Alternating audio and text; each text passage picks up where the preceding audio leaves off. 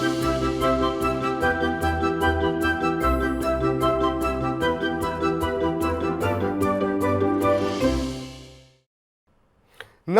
आभार, अभिनंदन, स्वागत आप सभी का। हेलो मनी 9 मेरा सवाल है मैं हूं विपुल सिंह और सभी दर्शकों को दशहरा की, दुर्गा पूजा की बहुत बहुत शुभकामनाएं। और आप सभी के लिए ये साल जो है काफ़ी बेहतर रहे। इन सबके साथ साथ जो घाटे रूपी दानव है हम लोगों के पोर्टफोलियो में, वो पूरी तरीके से दूर हो। इन्हीं कामनाओं के साथ आज के शो की आगाज़ करते हैं।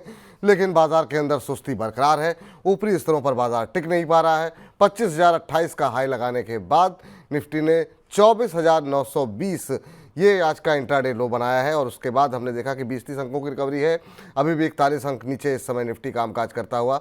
हालांकि मिड कैप में जो रुझान सकारात्मक है उसकी वजह से एडवांस डिक्लाइन रेशियो थोड़ा सा बुल्स के पक्ष में दिखाई दे रहा है। 1391 शेयर ऐसे हैं जो कि बढ़त के साथ कामकाज कर रहे हैं। 1219 शेयरों में गिरावट है, लेकिन आज के बाजार को संभालने की कोशिश कर रहा है मेटल में आज अच्छी रिकवरी देखने को मिल रही है। हिंडाल्को 2.25% ऊपर और मेटल इंडेक्स में भी हम देख रहे हैं करीब 1.5% के आसपास की मजबूती बनी हुई है। बड़ा सवाल यही कि इस तरह के दायरे में कब तक रहेगा बाजार और अभी बाजार में किस तरह की रणनीति बनानी चाहिए, इन तमाम पहलुओं पर बातचीत करेंगे। खबरों वाले शेयर भी होंगे और अगले हफ्ते से हुंडई का आईपीओ खुल रहा है, वाह क्या आईपीओ है सेगमेंट में, उसकी तमाम बारीकियां समझने की कोशिश करेंगे आज के एक्सपर्ट से। और आखिरी में चुन के का सेगमेंट तो होगा ही। तो बने रहिए लगातार हमारे साथ, अपने प्रश्न भेजते रहिए और आपके प्रश्नों के उत्तर तो लगातार हम दे ही रहे हैं। आज के खास मेहमान अरुण केजरीवाल जी को रूबरू कराते हैं। अरुण जी, आपको भी बहुत बहुत शुभकामनाएं दुर्गा पूजा की। अब दशहरा जो है कल होगा, तो दशहरे की भी अभी से बहुत बहुत शुभकामनाएं आपको। और ये जो बाजार है ये कब आगे बढ़ता हुआ दिखाई देगा सर, कैसे देख रहे हैं, पढ़ रहे हैं बाजार को? लोग काफ़ी परेशान हो रहे हैं, लंबा समय हो गया बाजार में उतार चढ़ाव का। लोगों के जो पोर्टफोलियो हैं वो अभी भी लाल निशान में बने हुए हैं। विपुल जी, आपने एकदम सही कहा। सबसे पहले आपके सभी दर्शकों को नवमी की शुभकामनाएं और आने वाले दशहरा जो कल है, बाजार शनिवार का दिन है, छुट्टी है, तो उसकी भी शुभकामनाएं आज ही के दिन मैं उनको दे देता हूं। और जो अब आता है आपका सवाल कि ये जो सीमित दायरे में एक तरह से बाजार घूम रहा है, लाल निशान में घूम रहा है, कब ये बदलेगा? तो देखिए, ऐसा है, अगर तकनीकी तौर पर बात करें, 24,700 24,800 नीचे का एक स्तर है जो बॉटम बना है। और ऐसा लगता है कि आने वाले समय में जब तक ये नहीं टूटता तो एक तरह से बॉटम आपका 24,700 800 के बीच में एक तय हुआ है। ऊपर की तरफ जब तक 25,300 या 400 के दायरे को बाजार क्रॉस नहीं करता, बाजार इसी सीमित दायरे 24,700 750 से लेके 25,300 350 यानी कि 600 पॉइंट के एक दायरे में घूमता रहेगा। अच्छी खबर जो नहीं है, जो बता देनी चाहिए कि इसके लिए बड़ी न्यूज चाहिए। और फिलहाल बाजार में ऐसी कोई बड़ी न्यूज भारतीय बाजार में नहीं दिखती जो ये दोनों सीमित दायरे को क्रॉस करने की संभावना दिखाती हो। ठीक सर, लेकिन चला एक बार सरसरी निगाह डाल लेते हैं कि अगले हफ्ते वो कौन से बड़े इवेंट हैं जिन पर नज़र रहेगी, कौन कौन से बड़े नतीजे हैं जिन पर की नज़रें रहनी चाहिए। तो जरा लेकर के आइए, जरा स्क्रीन पर आइए, देखते हैं, जरा एक सरसरी निगाह डालते हैं कि किन किन आंकड़ों पर हमारी नज़र रहेगी। की इवेंट्स जिस पर नज़र रहेगी, 12 अक्टूबर को चीन के वित्त मंत्री की प्रेस मीटिंग है और वहाँ पर एक और स्टिमुलस की घोषणा शायद हो सकती है। अनुमान कयास इस तरह के लगाए जा रहे हैं और मेटल पैक में रिकवरी भी इसी वजह से है। अब देखना ये होगा कि वो कितना इम्पैक्टफुल होगा और उसका असर किस तरीके से भारतीय बाज़ारों पर और दुनिया भर के बाज़ारों पर देखने को मिल सकता है। तो एक वो इवेंट ये जिस पर नज़रें रहनी चाहिए।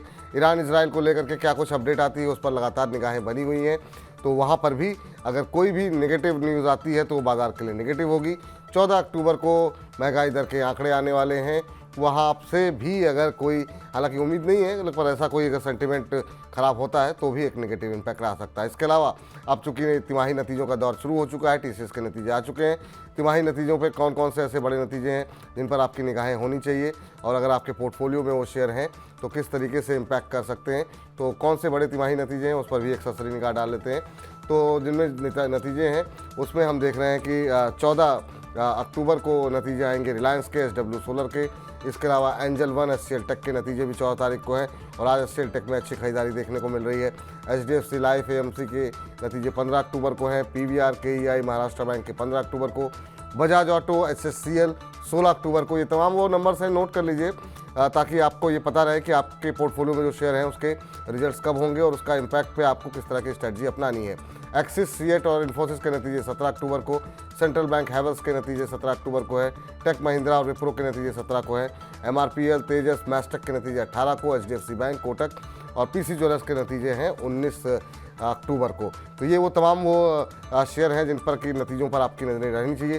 सर, इनमें से कोई शेयर ऐसा जिस पर आप खास तौर से फोकस करना चाहेंगे, जहां पे आपकी निगाहें हैं, जहां पे पॉजिटिव इम्पैक्ट हो सकता है? देखिए सर, नतीजे कई आएंगे तो किसी पर निगाह रखने की कोई ऐसी खास वजह नहीं है, लेकिन हाँ, रिलायंस इंडस्ट्रीज पिछले कई सप्ताह से थोड़ा सा एक नरम चल रहा है और इस बार जब नतीजे आएंगे तो शायद उनकी रिकॉर्ड डेट के ऊपर भी कुछ जिक्र, कुछ क्लैरिटी देखने को मिले, क्योंकि कई लोगों का मानना है कि कम बोनस शेयर खरीदने में और एक्स बोनस बेचने में आपको शायद 15-20% का एक आर्बिट्राज अपॉर्चुनिटी मिल जाए, तो उसके नतीजे मेरे ख्याल से बाजार के लिए इस बार काफी इंपॉर्टेंट रहेंगे। ठीक सर, तो ये वो आंकड़े हैं जो कंपनियां हैं जिनके नतीजे आने वाले हैं। अब सवाल जवाब का सिलसिला शुरू करते हैं। बड़ी संख्या में दर्शक इंतजार कर रहे हैं अपने सवालों को लेकर के। मनीष गुप्ता जी के प्रश्न के साथ शुरुआत करते हैं। कह रहे हैं, हेलो विपुल सर, मैं बहुत दिनों से कमेंट कर रहा हूं, आप मेरा सवाल लेते नहीं हैं, प्लीज़ आज मेरा सवाल ले लीजिए। बिल्कुल आपका सवाल ले लिया गया है। रेमंड से शुरुआत करते हैं। 10 शेयर इनके पास हैं सर रेमंड के, और 1905 रुपये पे इन्होंने रेमंड के शेयरों में खरीद की हुई है। और अभी अगर हम रेमंड के शेयर पर नजर डालें तो 1610 का भाव है, यानी करीब करीब 300 रुपये पर शेयर का लॉस यहाँ पर इनको फिलहाल के लिए हो रहा है। और शेयर में भी जो है ठीक ठाक दबाव देखने को मिला है। एक महीने में करीब 16% के आसपास का करेक्शन यहाँ पर देखने को मिला है। सर, इस पूरे साल ये शेयर नहीं चला है, 8-9-10% का नेगेटिव रिटर्न ही देखने को मिला। फैमिली डिस्प्यूट भी देखने को मिले, काफ़ी कुछ घटा है शेयर में। क्या अभी भी बने रहना इस शेयर में समझदारी है, या एक बार के लिए अब लॉस बुक करना चाहिए? विपुल जी, इन्होंने ये नहीं बताया कि इन्होंने रेमंड का जो शेयर खरीदा था वो लाइफ जो स्टाइल के, उसने जी बिल्कुल, डिमर्जर के पहले लिया या बाद लाइफ में? स्टाइल जो है वो अलग जो हुआ था उसके पहले लिया था कि उसके बाद लिया था। अगर लाइफस्टाइल के शेयर भी इनको मिले हैं तो मेरे ख्याल से इनको कहीं पर भी कंप्लेन करने की गुंजाइश नहीं है, क्योंकि इन्होंने अच्छा पैसा बनाया है।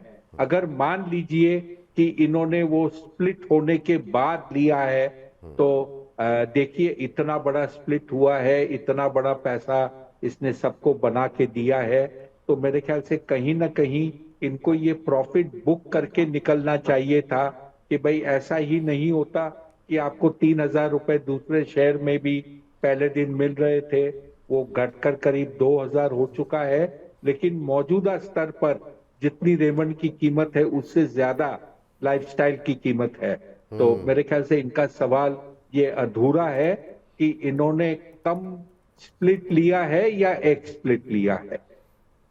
चलिए कोशिश करते हैं, अगर ये कार्यक्रम वो देख रहे होंगे तो उम्मीद करते हैं कि थोड़ी देर में उनकी टिप्पणी आएगी, उसके बाद से जो है हम इस पर टिप्पणी ले लेंगे उनकी। लेकिन इसके बीच में अवनीश चौधरी जी का प्रश्न है, और इनका प्रश्न जो है इरिडा के ऊपर है। 2000 शेयर लिए हुए हैं 280 के भाव पर, और नतीजे भी आए हैं। कह रहे हैं कि अब नतीजों के बाद क्या करना चाहिए। नतीजों पे अभी हम डिटेल पे चर्चा नहीं करेंगे, क्योंकि नतीजे जो हैं वो हम डिस्कस करेंगे बजिंग स्टॉक्स के अंदर। हालांकि फिर भी आपको मोटा मोटा बता दें कि 36% के आसपास कंपनी का मुनाफा बढ़ा है। सर, इरिडा में क्या करना चाहिए? नतीजे भी आ गए कंपनी के, नतीजों के बाद थोड़ी सी सुस्ती है, हालांकि फ्लैट ट्रेड कर रहा है, लेकिन इनको करीब करीब 50 रुपये पर शेयर के आसपास का नुकसान यहाँ पर होता हुआ दिखाई दे रहा है। इरिडा में सर अभी क्या लंबा वेट करना पड़ेगा? विपुल जी, त्योहार का दिन है, किसी को डांट फटकार लगानी नहीं चाहिए, लेकिन ये देखा गया है कि अभी भी जो एक मानसिकता लोगों के मन में है कि मैं 320 रुपए का शेयर 280 में खरीद रहा हूं, इसे छोड़ना पड़ेगा। ये सही तरीका नहीं है शेयर बाजार में निवेश करने का। आप 32 रुपए का शेयर 280 में खरीद रहे हो, क्योंकि ये शेयर 32 पे लिस्ट हुआ था और देखते देखते 320 हो गया। तो ये भूल जाइए कि सबसे उच्चतम स्तर का क्या था, सबसे निचला स्तर क्या था। आपको प्राइस पीई मल्टीपल जो होता है उससे आप खरीदते हो, प्राइस टू बुक देखकर खरीदते हो, और आपको ऐसे फंडामेंटल वैल्यूएशन पर शेयर खरीदना है। जहां तक इरिडा का सवाल है, इसमें अभी भी दो इश्यूज आने वाले हैं। ये एक क्यूआईपी के तहत पैसा जुटाएगी, जो एक फ्रेश इश्यू होगा, और उसके बाद में सरकार जो है अपनी इसमें हिस्सेदारी भी कम करेगी। ये दोनों शेयर पर दबाव के कारण है। तो शॉर्ट टू मीडियम टर्म में इसमें तेजी हो जाए ऐसा नहीं लगता था, और जो रिजल्ट्स आए हैं उसके बाद जो शेयर में रिजल्ट अच्छे आने के कारण जो तेजी होनी थी वो भी अपनी हो चुकी है। तो मेरे ख्याल से जितना जल्द ये निकलने का फैसला करे उतना उनके लिए फायदेमंद होगा, क्योंकि जब तक ये दोनों इश्यू क्यूआईपी और ओएफएस पूरा नहीं होते, शेयर में बड़ी तेजी होने की कोई संभावना नहीं। चलिए, तो ये फिलहाल के लिए आपके लिए सलाह है, निकल जाइए सर एक बार के लिए, वो ज़्यादा बेहतर रहेगा। चलिए, इस बीच जो है हमारे साथ रणवीर जी जुड़ चुके हैं प्रश्न पूछने के लिए। रणवीर जी को नमस्कार। जी नमस्ते विपुल जी, नमस्ते अरुण जी।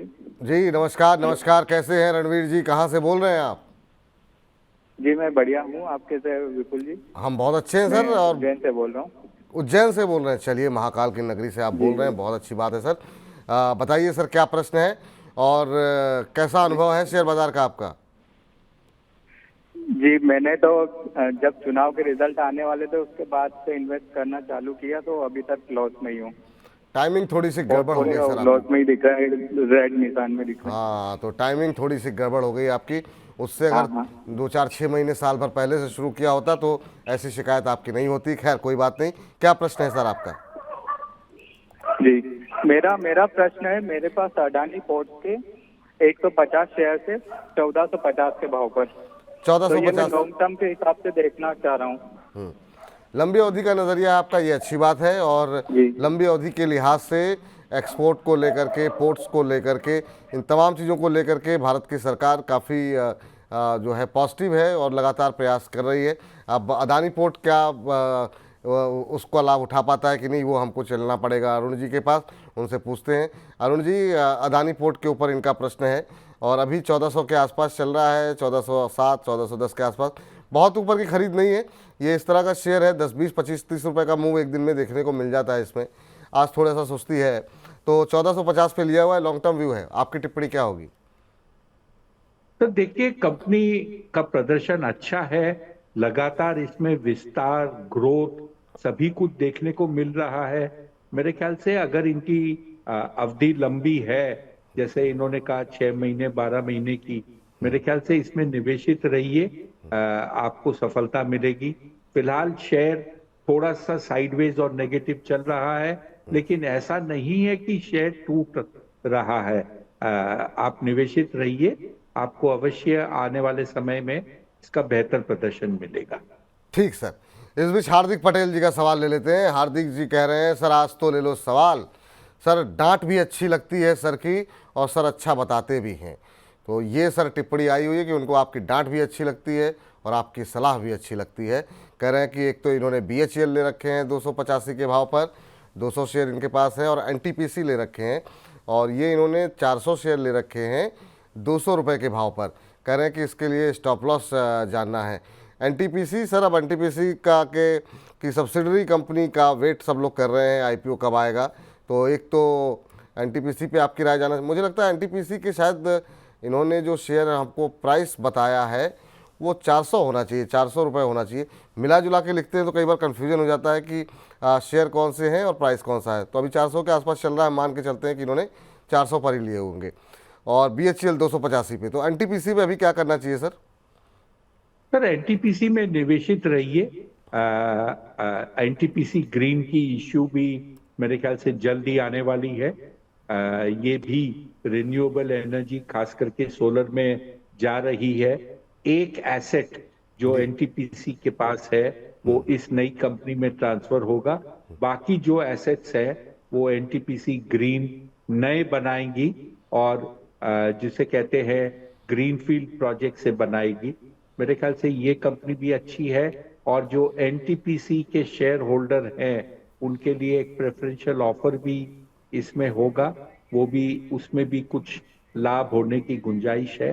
प्रदर्शन एनटीपीसी का अच्छा है, भारतवर्ष में काफी बड़ा इसका ऊर्जा का उत्पादन ये करती है, तो निवेशित रहिए। जहां तक बीएचईएल का सवाल है, थोड़ा उतार चढ़ाव अवश्य है, शेयर थोड़े से दबाव में है, लेकिन करेक्शन जो है स्टीप नहीं है, धीरे धीरे थोड़ा शेयर करेक्ट कर रहा है। ऐसे करेक्शन में समय ज्यादा लगता है, लेकिन प्राइस इरोजन या गिरावट बहुत ज्यादा नहीं होती। निवेशित रहने की इसमें भी सलाह है। निवेशित रहने की इसमें भी सलाह है। दोनों ही शेयरों में अभी बने रहिए सर। ये फिलहाल के लिए आपके लिए राय निकल करके आती हुई। कन्हैया जी हमारे साथ जुड़ चुके हैं प्रश्न पूछने के लिए, मध्य प्रदेश से हैं। कन्हैया जी को नमस्कार। नमस्कार सर, नमस्कार। कैसे हैं कन्हैया जी? मैं सर एकदम बढ़िया, आप कैसे हैं? हम भी बहुत अच्छे हैं सर। बताइए क्या प्रश्न है आपका? सर बीएलएस इंटरनेशनल पर सवाल है मेरा। 432 की 100 शेयर लिए हूँ। 432 की रेट 432 पे ले रखे हैं। हमारे पास। अच्छा 100 शेयर है। बताऊँ सर, राय जानना चाहता हूँ, क्या करूँ? कितने समय तक होल्ड कर सकते हैं सर इसे आप? 2-4 महीने सर। 2-4 महीने होल्ड कर सकते हैं सर। पिछले पिटाई अच्छी हुई है, एक महीने में 17% के आसपास की पिटाई यहाँ पर ऑलरेडी हो चुकी है। सर क्या करना चाहिए बीएलएस इंटरनेशनल को लेकर के? हाल फिलहाल में कंपनी में एक जो है 1-2 हफ्ते पहले एक ब्लॉक डील भी बड़ी हुई थी और उस बड़ी ब्लॉक डील के बाद 4% के आसपास लुढ़क गया था और उसके बाद से हम देख रहे हैं कि रिकवरी जो है वो अच्छी नहीं आ पाई है। वो एक लेवल बनाने के बाद देखिए जरा चार्ट्स पे किस तरीके से नीचे आया है। क्या करना चाहिए सर? फंस गए हैं ये, आपकी टिप्पणी क्या होगी? तो देखिए शेयर में अच्छी खासी गिरावट हुई है, गिरते हुए एवरेजेस है और जब तक ये शेयर 385 387 के ऊपर डिसाइसिवली क्रॉस नहीं कर पाता तब तक ये मान लीजिए कि ये शेयर दबाव में रहेगा। यहाँ पर फॉलिंग एवरेजेस आज के दिन मौजूद है और ये करीब 25-30 पैसे से रोज एवरेज घट रही है। तो ये एक पहला लेवल है जिसे इनको वॉच करना पड़ेगा। अगर मान लीजिए इनको ये लगता है कि मैं इसमें से निकल कर और कहीं जाऊं तो लॉस बड़ा है, मेरे ख्याल से कुछ न कुछ रिकवरी होने की संभावना है। तो जो फॉलिंग एवरेज की लेवल है उस पर ध्यान दे। अगर उसमें कहीं ना कहीं अगर ये अपसाइड जाता है तो शेयर में रिकवरी फास्टर होने की संभावना है। ठीक सर। विजय प्रजापति जी ने 5-6 शेयर जो है वो हमें भेज दिए हैं।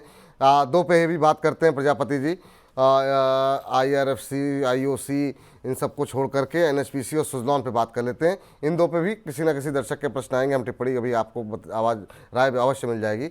NHPC और सुजलॉन के ऊपर इनका प्रश्न लेते हैं। कह रहे हैं कि यहाँ पे लक्ष्य क्या हो सकते हैं? NHPC का भविष्य सर कैसा लग रहा है आपको? शेयर को हम ऑलमोस्ट डेली डिस्कस कर रहे हैं लेकिन शेयर में कोई मूवमेंट नहीं देखने को मिल रही है। आज भी अगर हम देखें तो ऑलमोस्ट फ्लैट 90 के आसपास शेयर चल रहा है। बहुत दिन तक 92 से लेकर के 100 के बीच में कंसोलिडेशन देखने को मिला, फिर 90 के नीचे भी गया और अब 90 के आसपास। आपकी टिप्पणी NHPC को लेकर क्या होगी? और सुजलॉन पे आपकी राय खासतौर से? पहले NHPC पे बात हो जाए फिर सुजलॉन पे बात करते हैं सर। विपुल जी, आप स्कूल में शरारती बच्चों में गिनती आती थी या अच्छे बच्चों में गिनती आती थी? ठीक थे सर, कभी कभी शरारत भी हो जाती थी, ज़्यादातर अच्छे ही रहते थे। आप बताइए सर, आपका ये सवाल क्यों है जी? तो ऐसा है, अगर आप वो शरारती बच्चे को अगर देखते होंगे आपकी क्लास में, तो पुराने जमाने के जो टीचर होते थे वो एक फुट रूलर को लेकर आपके हाथ पे मारा करते थे।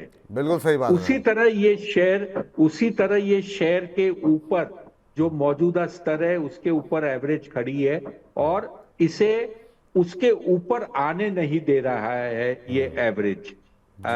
ये देखते देखते इस शेयर में करीब 2.5 महीने निकल गए हैं और 2.5 महीने में धीरे धीरे 30 रुपए भी निकल गए हैं। ये एग्जाम्पल मैंने इसलिए दिया कि जब तक ये एवरेज को क्रॉस नहीं कर पाएगा ये शेयर में दबाव और गिरावट जारी रहेगी। लेकिन ये जो गिरावट है ये बड़ी मीठी गिरावट है, आपको ललचाती है कि भाई मैं कल सुधर जाऊंगा या परसों सुधर जाऊंगा, लेकिन सुधरता नहीं है। तो ये जो है समय निकालेगा, परेशान करेगा और उसके बाद जब ये चलेगा तब इसमें चाल आएगी। तो आपको धैर्य रखना होगा अगर आप इसमें निवेशित रहना चाहते हैं, या अगर आपको कोई ऐसा शेयर दिखता है जिसमें आपको झड़प एक मूवमेंट मिल सकता है, आप इसे बेचकर उसे ले सकते हैं, उसमें मुनाफा कमा लीजिए और फिर इस शेयर को आकर ले लीजिए। ये शेयर अगले 1-2 महीने में कहीं जाने वाला नहीं है। ठीक सर। और दूसरा सर, सुजलॉन ये कहीं जाएगा कि नहीं जाएगा? ये 86 का हाई लगा करके आया, फिर 67 तक गया, रिकवरी में फिर से 75 के आसपास आ रहा है। अब इसकी सर्किट लिमिट भी बढ़ा दी गई है और ये 5% से सर्किट लिमिट बढ़ करके इसकी हो गई अब 10%। और उसके बाद से एक अच्छी रैली भी देखने को मिली थी 75 के आसपास। क्या दोबारा 86 तक के लिए इसमें कोई खरीदारी की सलाह रहेगी क्या आपकी? और अभी करंट लेवल पे 75 के आसपास जो लोग ऊपर के लेवल पे हैं, जो लोग नीचे के लेवल पे हैं, उनके लिए नेक्स्ट टारगेट क्या होंगे? सर, एनएचपी के उदाहरण के कंपैरिजन में अगर सुजलॉन की बात करें, ये शेयर की चार्ट उल्टी है। ये अपने एवरेजेस पर सपोर्ट लेता है और उस सपोर्ट के जरिए ये ऊपर चलते रहता है। बीच में यानी कि 5-7 दिन पहले इसमें एक गिरावट आई थी जहां पर एवरेज के नीचे ये शेयर गया था, लेकिन 2 दिन के अंदर वापस बाउंस कर लिया है। 85 पहुंचेगा या नहीं, बट ऐसा लगता है कि मौजूदा स्तर पर इसे सपोर्ट मिल रहा है और 2-4 दिन का कभी भी इसमें चाल आए तो 85-86 दिखा सकता है। स्टॉप लॉस के साथ इसमें आप निवेश कर सकते हैं, लेकिन स्टॉप लॉस रखना और उसका पालन करना अवश्य जरूरी है। ठीक सर। सर, बहुत लोग टारगेट जानना चाह रहे हैं, जिनकी पोजीशन बनी हुई है, कहाँ पे एग्जिट किया जाए? क्या इसको ये शेयर ऐसा है कि लॉन्ग टर्म के लिए होल्ड किया जाए? क्या यहाँ ये शेयर 3 नंबरों में आ सकता है? इस तरह के सवाल भी हैं। आपकी टिप्पणी क्या होगी सुजलॉन को लेकर के? देखिए, 100 रुपया आ जाए, इसमें कोई क्या बोलते हैं अनयूजुअल चीज नहीं होगी।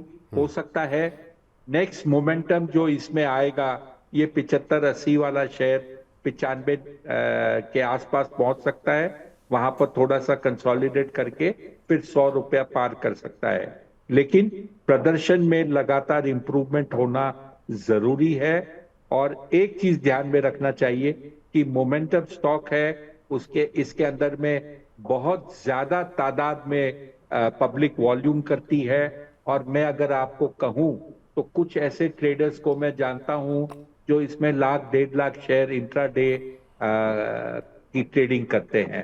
तो ऐसे क्वांटिटी के ट्रेडिंग में मूवमेंट ज्यादा होती है और शार्प होती है। जी चलिए, इस बीच जो है प्रेम कुमार जी कह रहे हैं कि विपुल जी और अरुण सर को नमस्कार। कह रहे हैं विपुल सर तो आज दुल्हा बने हैं, सर कोई ख़ास बात है क्या? सर कोई ख़ास बात नहीं है सर, नवमी का दिन है, दशहरा है, तो हमने सोचा कि सामान्य वस्त्रों के बजाय अगर भारतीय परिधान को जो है धारण किया जाए तो ज़्यादा बेहतर रहेगा।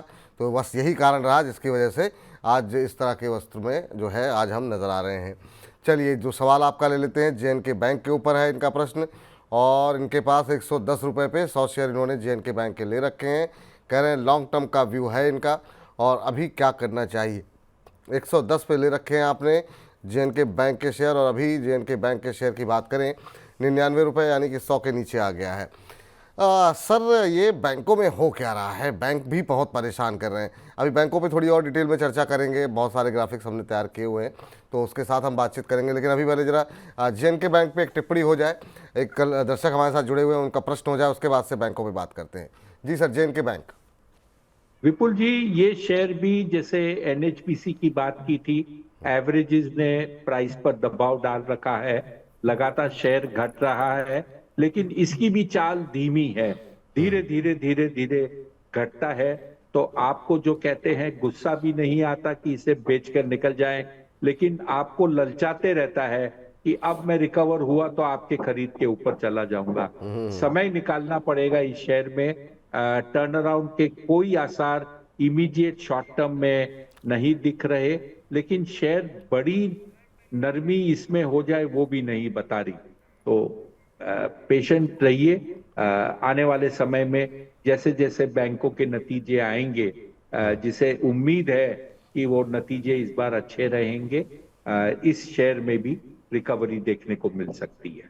ठीक है सर, चलिए अब इस बीच रविंद्र जी हमारे साथ जुड़ चुके हैं, कासगंज से हैं हमारे साथ। रविंद्र जी नमस्ते। नमस्ते सर। नमस्ते रविंद्र जी, कैसे हैं? ठीक है सर, आप बताइए। कासगंज में सब लोग सर? कैसे हैं? कासगंज में सर सही है सब लोग। चलिए ऐसे ही सही रहिए आप लोग। बताइए क्या सवाल पूछना चाह रहे हैं? सर हुडको के 400 शेयर लिए थे सर, 275 रुपए के भाव पर सर। 400 शेयर? हाँ हाँ सर, अभी 20-22 हजार रुपए का सर लॉस उसमें दिखा रहा है सर। हाँ सर, लॉस तो आपको लंबा हो रहा है। 275 पे ले रखे हैं, 222 का भाव है, 1.25% आज भी नीचे है।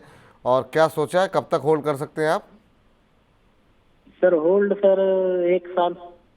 1 साल तक होल्ड कर सकते हैं। 50 रुपये का नुकसान यहाँ पर आपको होता हुआ दिखाई दे रहा है।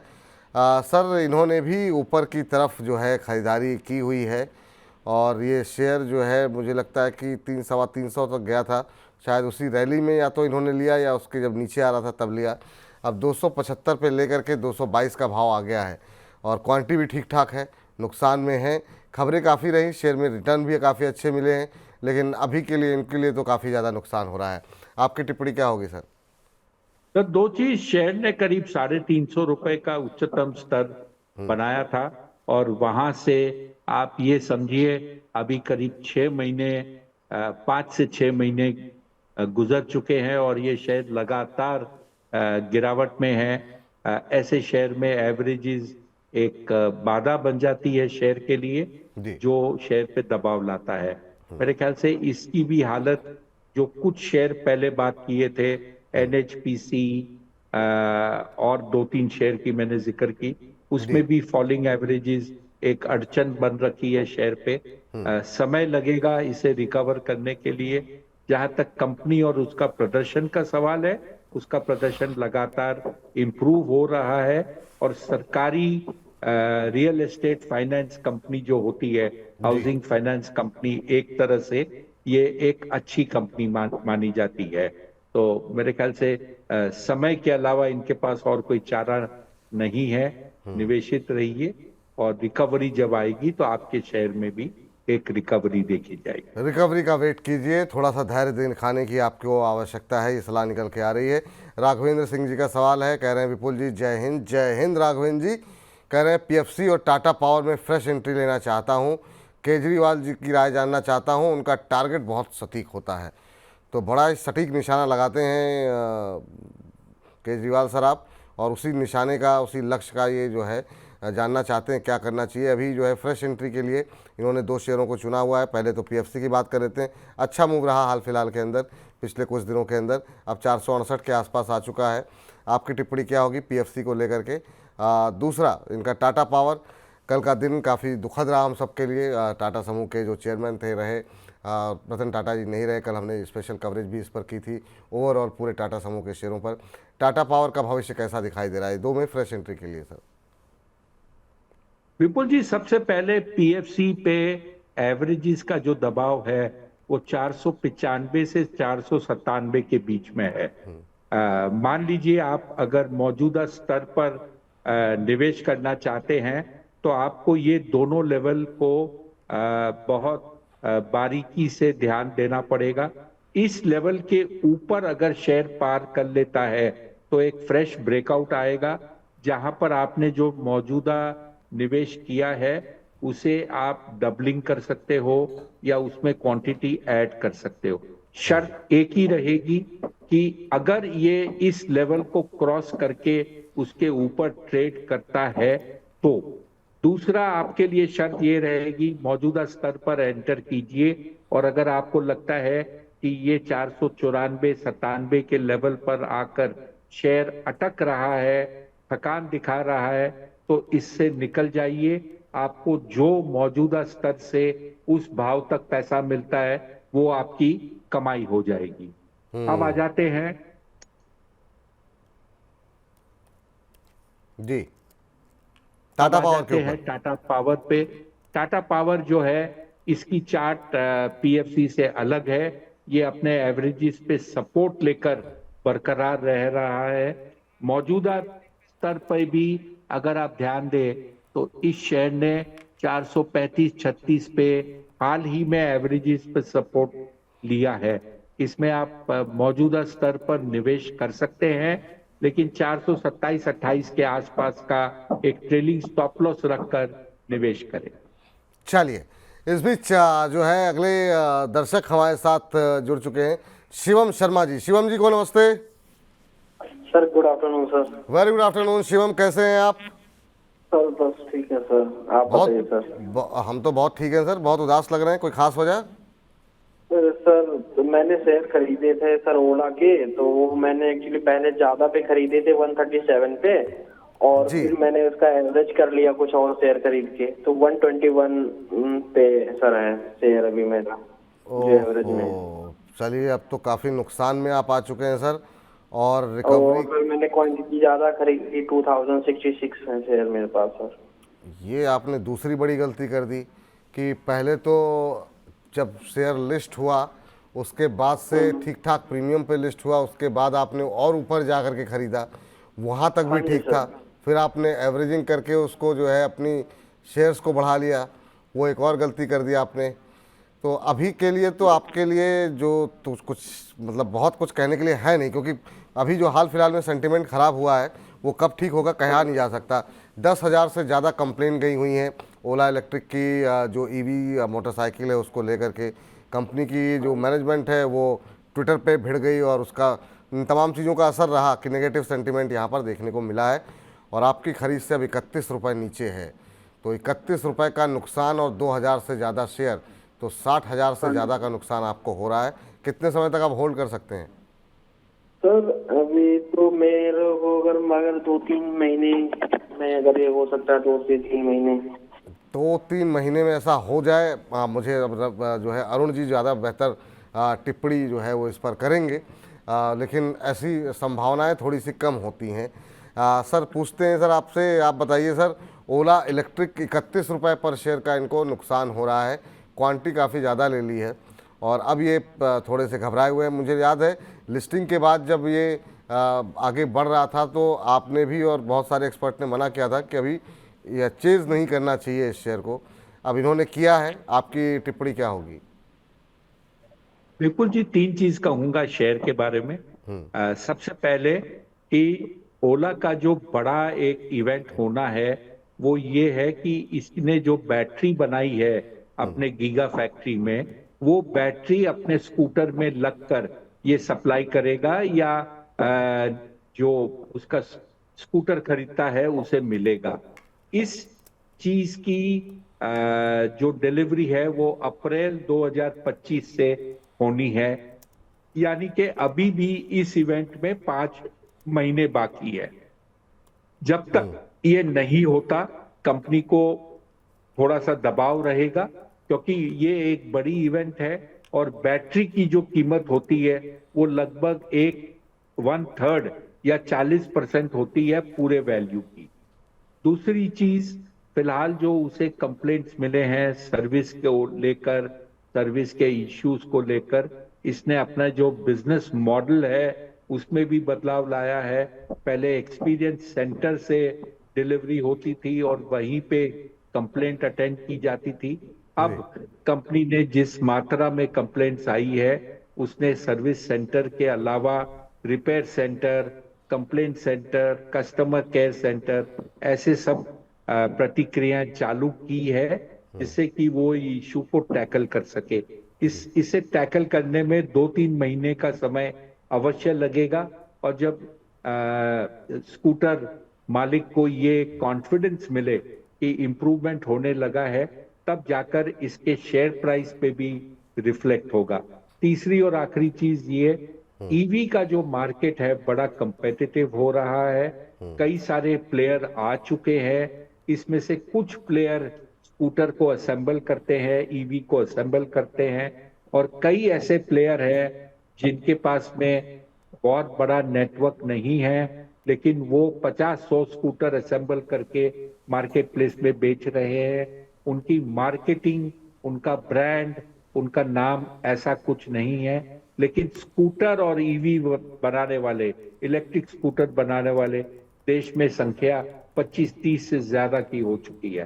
तो समय कठिन है, कंपटीशन है, और भाव में सुधार आना, जो आप 1/3 से ज्यादा की आपको चाहिए न्यूट्रल होने के लिए, उसमें समय अवश्य लगेगा। समय लगेगा सर, ये फिलहाल के लिए सलाह निकल करके आती है सर। अब 2-3 सेक्टर हैं उसका जो है जिस पर रख के आपकी राय जानना चाहेंगे। फटाफट पहले तो बैंक से शुरुआत करते हैं। बैंक क्यों नहीं चल रहे हैं सर? बैंकों को लेकर के हम चाहे जो भी दिग्गज बैंकों की बात आप कर लीजिए या फिर मिड कैप पीएसयू की बात कर लीजिए, सब में काफ़ी सारी आशंकाएं। पीएसयू बैंक चल नहीं रहे हैं। पिछले 4-5-6 महीने हो गए, 3-4-5 महीने कि यहाँ से कोई जो है उम्मीदें जो है अब लोग निराश भी हो रहे हैं। आपकी टिप्पणी क्या होगी सर, क्या कहेंगे बैंकों को लेकर के? विपुल जी, अगर शुरुआती तौर की अगर आप निफ्टी की बात करें, बैंक निफ्टी की, तो इसमें बहुत बड़ी तेजी देखने को मिली थी और ये एक फ्रंट रनिंग सेक्टर माना जाता था। उसके बाद में एचडीएफसी बैंक और एचडीएफसी का जो मर्जर हुआ था, उस समय एचडीएफसी को छोड़कर, यानी कि एचडीएफसी बैंक को छोड़कर बाकी क्षेत्र में लगातार तेजी बरकरार रही थी। जो चीज ऊपर जाता है वो अवश्य नीचे आता है, नीचे नहीं आता तो कम से कम साइडवेज अवश्य हो जाता है। तो बैंकिंग क्षेत्र के साथ भी वही हुआ। शानदार रैली, उसके बाद में साइडवेज में कुछ समय बिताने के बाद में थोड़ा सा फिसलन देखा गया, और अब भी ये बैंकिंग क्षेत्र में जो साइडवेज मूवमेंट है, लेकिन थोड़ा सा नेगेटिव चल रहा है। मेरे ख्याल से ये करेक्शन का दौर शायद इस बार के नतीजों के बाद में बंद हो जाएगा, और उसके बाद में थोड़ा सा आपको सुधार बैंकिंग क्षेत्र में देखने को मिलेगा। सर जरा आप स्क्रीन पर नज़र डालिए, जरा एक बार स्क्रीन पर जरा ग्राफिक्स दोबारा लेकर के आइए। और इनमें जो है ये उम्मीदें हैं सर। एक्सिस बैंक का मुनाफा जो है 13% बढ़ने की उम्मीद है। एयू स्मॉल फाइनेंस का करीब 23% के आसपास। एचडीएफसी बैंक का मुनाफा जो है करीब 2.5% बढ़ने की उम्मीद है, ये एक्सपेक्टेशन है। Kotak Mahindra bank 10.5%, ICICI bank 6.25% के आसपास। एचडीएफसी फर्स्ट बैंक का मुनाफा 24% घटने की उम्मीद है। पीएनबी का मुनाफा 97% के आसपास बढ़ने की उम्मीद है, और एनआईआई इनका जो है करीब 10% के आसपास बढ़ने की उम्मीद है। कैनरा बैंक का मुनाफा 5%, एसबीआई का मुनाफा 14.5% बढ़ने की उम्मीद है। ये आपसे मेरा प्रश्न ये है, इनमें से कौन से कोई ऐसा बैंक है जिसको कि आपको लगता है पोर्टफोलियो में होना चाहिए? तो देखिए, जब आप बैंकिंग क्षेत्र में निवेश करते हो, आपको दो चीज पर ध्यान देना चाहिए। एक, बैंक की जो साइज एंड स्केल है वो बड़ी है कि नहीं, क्योंकि बड़ी बैंक का ही निफ्टी और सेंसेक्स में वेटेज होता है। उदाहरण के तौर पर एचडीएफसी बैंक का उदाहरण देता हूं, या एक एक्सिस बैंक, आईसीआईसीआई बैंक, इनका बड़ा वेटेज है। अब आ जाइए जो सबसे बड़ी दिग्गज बैंक है एचडीएफसी, उसमें क्योंकि ये मर्जर हुआ है, थोड़ा सा इस पर दबाव रहा है, क्योंकि दो अलग संस्था को जुड़ाकर एक करने में समय लगता है। सिस्टम्स को नए बनाने पड़ते हैं, लोग बाग के ऊपर में बहुत मेहनत करनी पड़ती है कि वो नई सिस्टम को समझे और फिर काम करे। अब आ जाइए, आपने जितने नंबर दिए हैं या नाम दिए हैं, उसमें एक बैंक है जो नेगेटिव है। जब तक उसकी जो दूसरी बैंक है जिसका विलय होना है, आईडीएफसी और आईडीएफसी फर्स्ट, ये नेगेटिव नंबर प्रॉब्लम को सॉल्व नहीं करता। मुझे लगता है जहां तक आईडीएफसी बैंक का सवाल है, विलय होने के बाद में इसमें एक शॉर्ट टर्म पॉजिटिव मूवमेंट भी देखने को मिलेगा। बनिस्पत ये जो रिजल्ट है कितना भी अच्छा या खराब आए, इसमें एक पॉजिटिव मूवमेंट होगा क्योंकि दो एंटिटी एक हो जाएगी। ठीक सर, चलिए तो ये हो गया फिलहाल बैंकों पे बात। अब आते हैं जरा डिफेंस पे। डिफेंस में कल अच्छा मूव देखने को मिला। क्या ये वक्त आ गया है कि अब दोबारा डिफेंस चलते हुए दिखाई देंगे? कल हमने मझगांव, एचएल जैसे शेयरों में मोमेंटम थोड़ा सा आता हुआ दिखाई दिया था। आज सुस्ती ज़रूर है सर मझगांव के अंदर। अगर हम देखें तो शेयर करीब 1% के आसपास के नीचे आया, पर कल अच्छा मूव देखने को मिल रहा था। क्या बीएल, मझगांव, बीडीएल, इनमें जो है आपको लग रहा है कि अब एवरेजिंग का वक्त, जो लोग बहुत दिन से सवाल पूछ रहे थे उनके लिए क्या थोड़ा थोड़ा करके एवरेज करने की सलाह रहेगी? जिनके पास नहीं है क्या फ्रेश एंट्री कर सकते हैं या दूर ही रहें? और जो लोग फंसे हुए हैं उनके लिए क्या सलाह रहेगी मझगांव डॉक, एचएएल, बीएल और बीडीएल जैसे शेयरों पर? विपुल जी, जहां तक मझगांव डॉक का सवाल है, वो अपने एवरेजेस के ऊपर पिछले 2 दिन में जो चाल आई है उसमें वो उसके ऊपर जा चुका है। यहाँ पर अब इम्पोर्टेंट है कि वो यहाँ से फिसले नहीं। अगर ये लेवल पे बरकरार रहता है आने वाले 102 कारोबारी दिन में, तो ऐसा कहा जा सकता है कि ब्रेकआउट होकर सस्टेन हुआ है। बाकी जो आपने कुछ शेयरों की बात की, अगर मैं कोचिन शिपयार्ड की बात करूं, गार्डन रीच की बात करूं, जो डिफेंस से जुड़े हुए हैं, ये चेष्टा में है कि अपने फॉलिंग एवरेजेस को क्रॉस करे।